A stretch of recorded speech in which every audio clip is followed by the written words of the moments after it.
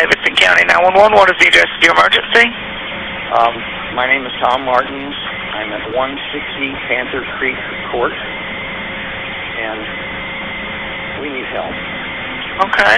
What's going on there? My daughter's husband, my son-in-law, got in a fight with my daughter. I intervened, and I think he's in bad shape. We need help. Okay, what do you mean he's in bad shape? He's hurt?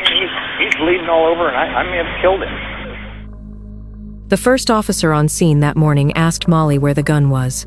There was so much blood on the walls, on the floor, soaked into the carpet of the master bedroom, so much of it, that the responding paramedic assumed Jason Corbett had been shot.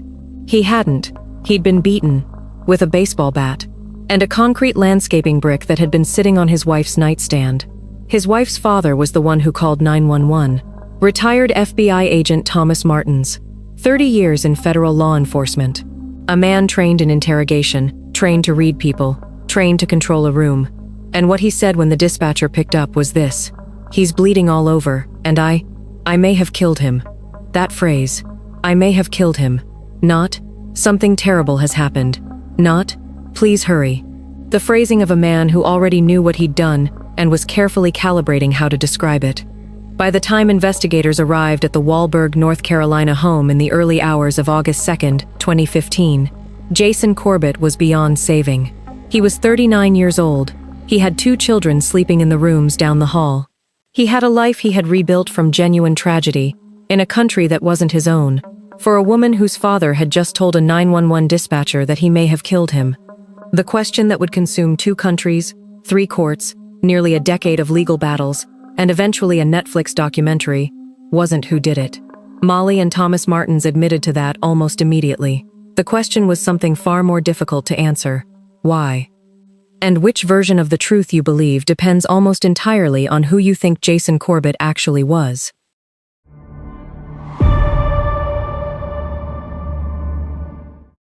To understand what happened in that bedroom, you have to understand how Jason Corbett ended up in North Carolina at all, because he was never supposed to be there.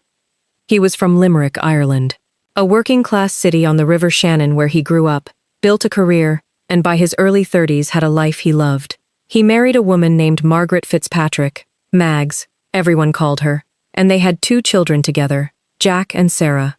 People who knew him described Jason as warm, social, the kind of man who filled a room. His sister Tracy would later tell a court that after Mags died, Jason visited her grave multiple times a day. He'd read her the newspaper. He'd bring flowers. He'd tell her how the children were doing. Mags died in November 2006 from an asthma attack. Their daughter Sarah was just a few months old. So Jason Corbett was now a widower in his early 30s with an infant and a toddler, a demanding job, and a grief that by all accounts he carried with enormous dignity and not a lot of help. He needed someone to assist with the children. In April 2008, he placed an ad for an au pair. Molly Martens was 24 years old and from Knoxville, Tennessee. She arrived in Limerick and moved into the Corbett household. One of Jason's closest friends, Lynn Shanahan, later recalled meeting Molly at Shannon Airport the day she arrived, and her exact words to her own husband afterward were, "This is not what Jason needs right now." She described Molly as dressed like a pageant queen, fur collar, cowboy boots, full makeup. Not, she thought, the nannying type. But the children took to her, and gradually, Jason did too. Their relationship became romantic.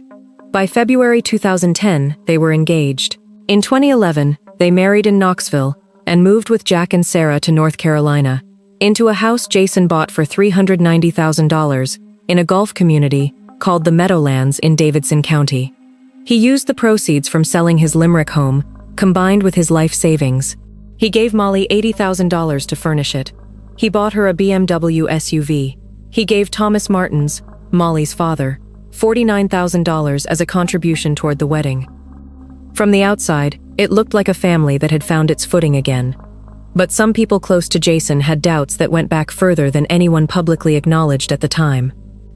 What the prosecution would eventually argue, and what investigators began piecing together in the months after Jason's death, was that the marriage had been deteriorating for some time before August 2015. and that the tensions inside the Corbett home were connected to something specific: the children. When Molly and Jason moved to North Carolina, Molly had reportedly wanted to formally adopt Jack and Sarah. Jason declined. He applied for green cards for the children while keeping their Irish passports. He had made a will back in 2007, the year after Mags died, designating his sister Tracy and her husband David as the children's legal guardians in the event of his death. He had apparently talked about returning to Ireland one day, about opening a pizza restaurant on the west coast of Clare, about Jack starting high school back home. Prosecutors argued that for Molly, the prospect of Jason leaving, and taking the children with him, was something she found intolerable. There was also the life insurance policy. Jason had a $600,000 policy. At some point before his death, Molly had been named the sole beneficiary. Now, the defense disputed the framing of all of this. They pointed out there was no evidence of booked flights to Ireland, no proof Jason was actively planning to leave. They argued Molly had genuine legal claims regarding the children and had been their primary caregiver for years. And they maintained, consistently, that none of this was the reason Jason Corbett died. Their reason was simpler and darker and, they said, entirely his own fault. On August 1, 2015, the day before Jason died, Tom and Sharon Martens drove from their home in Knoxville to visit the family in Wahlberg. Tom brought luggage. He also brought an aluminum Little League baseball bat, which he later told investigators was a gift for Jack. Investigators noted this. A baseball bat is an unusual item to pack for a family visit, and bringing it into a bedroom in the middle of the night is even harder to explain. That evening, the family had dinner together. Jason had a few beers with a neighbor in the driveway before his in-laws arrived. Everyone went to bed without incident. What happened next is where the two versions of events become irreconcilable. According to Molly and Thomas Martens, in the early hours of August 2nd, Jason woke up agitated. His young daughter Sarah had woken from a nightmare, and Molly had gone to check on her. This apparently upset Jason. Witnesses at trial testified he had a temper when woken at night. An argument escalated, and then, Molly said, her husband put his hands around her throat and began choking her. She screamed. Thomas, sleeping in a guest room, grabbed the bat and rushed to the bedroom. He found Jason choking Molly so severely that she was, in his words, no longer wiggling, just weight, being dragged back into the hallway. Thomas hit Jason with the bat to get him off his daughter. Jason grabbed the bat back. The struggle continued.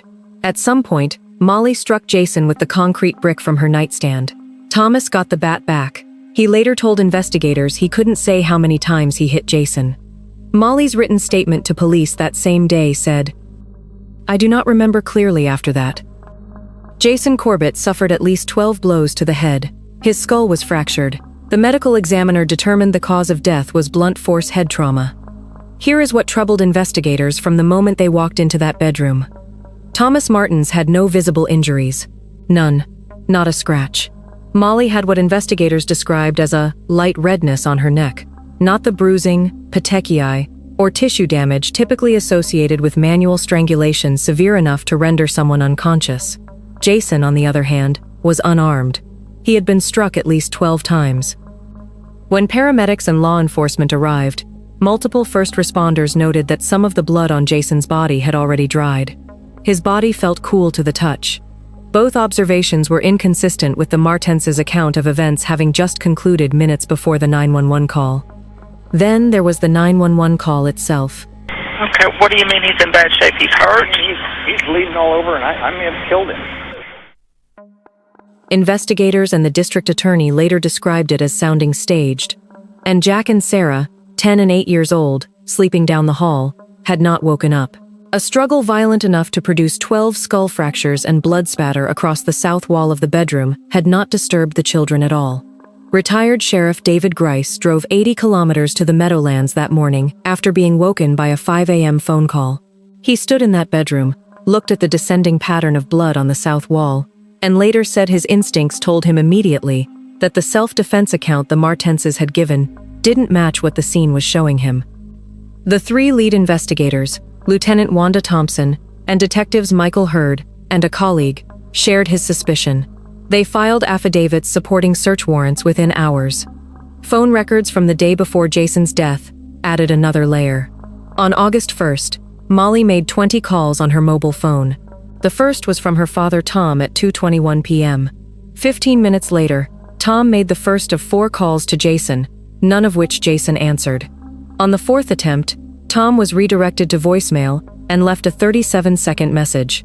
Investigators later asked, what was Molly telling her father that afternoon? What prompted Tom to call his son-in-law 4 times in a row? What changed between dinner on Friday and the early hours of Saturday morning? Those questions were never answered in court.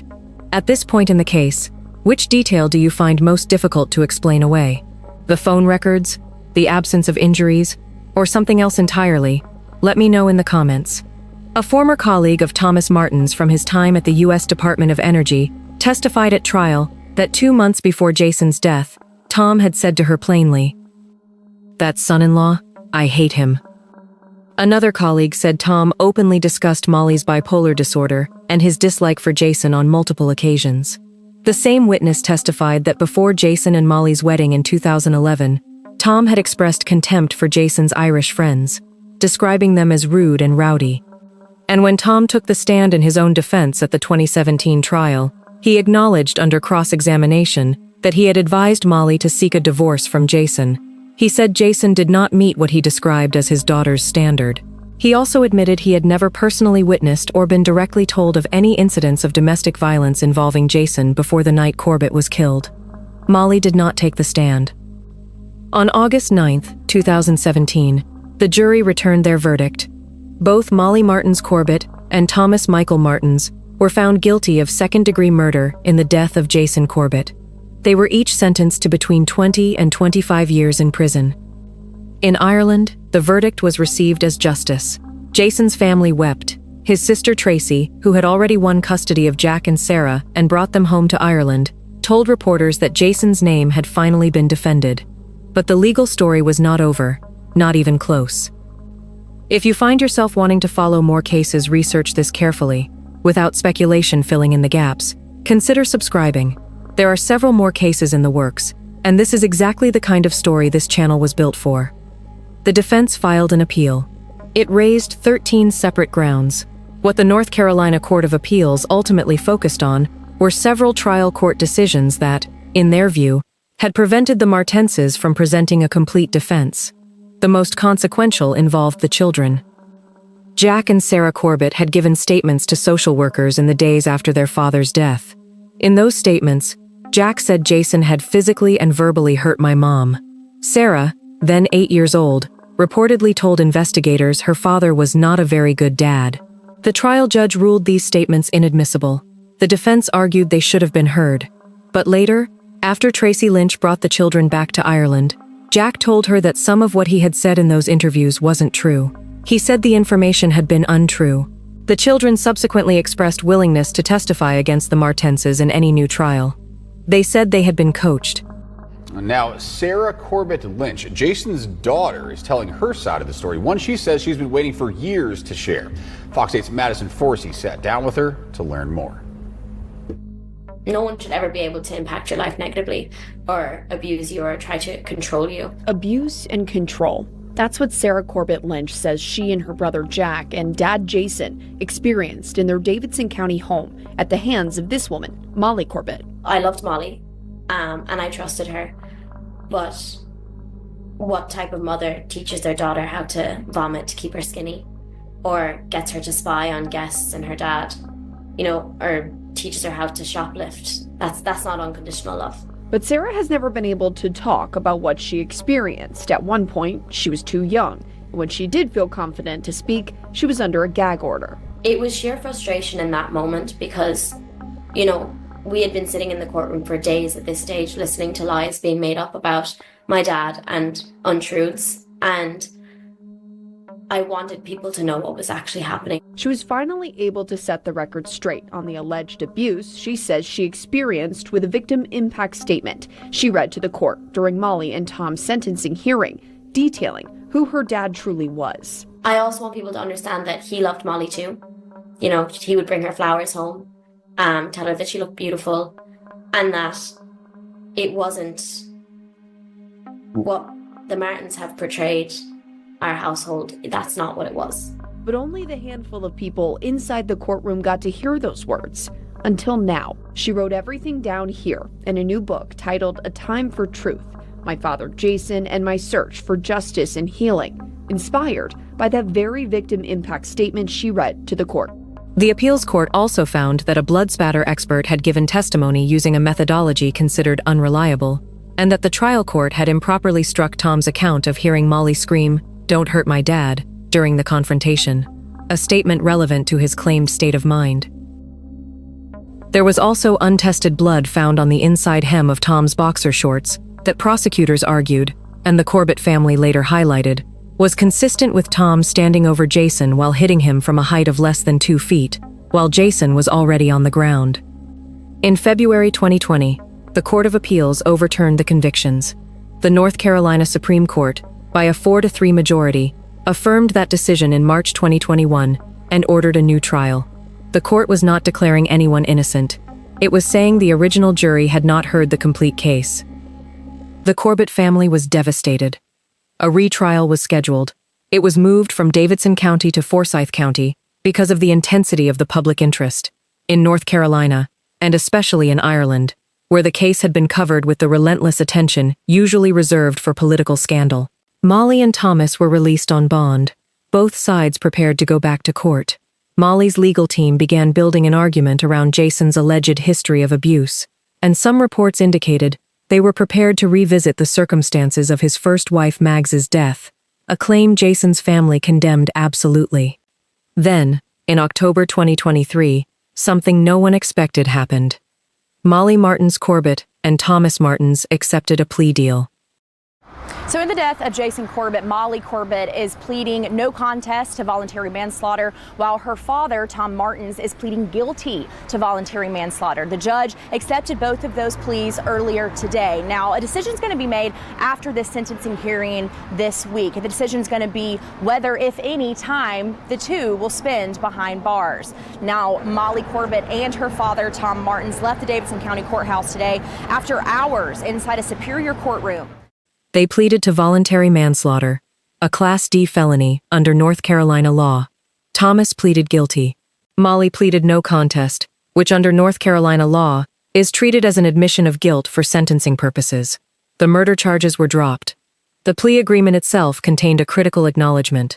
It stated that the autopsy and the circumstances of the scene established that at least some of the fatal blows inflicted were of a nature, number, and level of force that exceeded what could have been reasonably necessary in furtherance of perfect self-defense. Read that again. The agreement that allowed them to walk away from a murder charge included a written concession that some of what they did went beyond self-defense. Judge David Hall sentenced them to a minimum of approximately 4 years, and because they had already served 3.5 years from their original conviction, they would be out in months. In June 2024, both Molly Martens Corbett and Thomas Martens were released from North Carolina prisons. In a courtroom on the right-hand side sat Jason's twin brother Wayne, his sister Tracy, and Jack and Sarah Corbett, now young adults. Jack and Sarah delivered testimony at the sentencing hearing.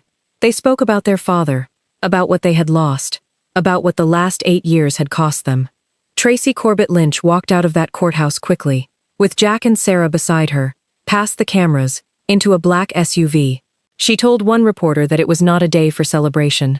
She would later say that the family could find a path forward, but that the sentence represented the district attorney letting 2 people get away with murder.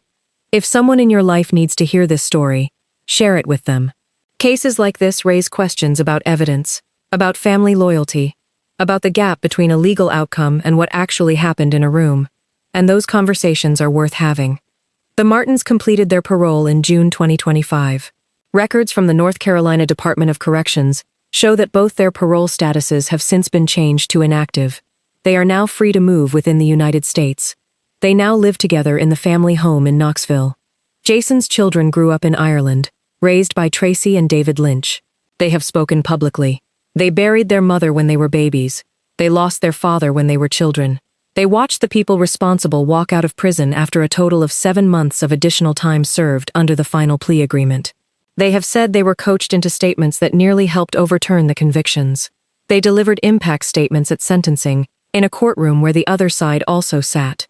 Tracy Corbett Lynch wrote a book, She filed a federal wrongful death lawsuit, which was later settled. She has said that Molly Martens killed her brother to keep his children, and that the disappearance of Jason's phone and 2 of his computers in the days after his death, items reportedly seen in the Martens family's possession and never recovered by investigators, would have proved he was planning to return to Ireland.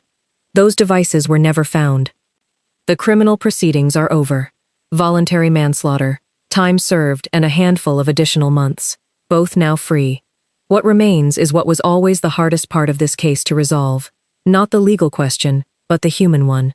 One family is certain that Jason Corbett was murdered, that the self-defense story was constructed, that the evidence, properly heard, would have confirmed it. The other maintains that Molly and Thomas acted to save a life, that the picture of Jason painted by the prosecution was incomplete, and that the truth of what happened in that bedroom on August 2, 2015, is not what Ireland decided to believe. The plea agreement occupies an uncomfortable middle ground. It conceded that the force used exceeded what perfect self-defense would permit. It did not establish premeditation. It did not result in a murder conviction. It ended the case without requiring either side to prove their version of events to a new jury. Jason Corbett was a widower who rebuilt his life after profound grief, who moved to a foreign country for a marriage that went wrong in ways that remain partly disputed, and who died in his own bedroom at 39 years old, beaten 12 times across the skull, while his children slept down the hall. 2 people who admitted to the killing served a fraction of their original sentences and are now living freely. Whether the outcomes serve justice depends on which story you believe happened in that room. And after nearly a decade, 2 countries, 4 courts, 2 convictions, 2 reversals, and 1 plea deal, that question still does not have a clean answer.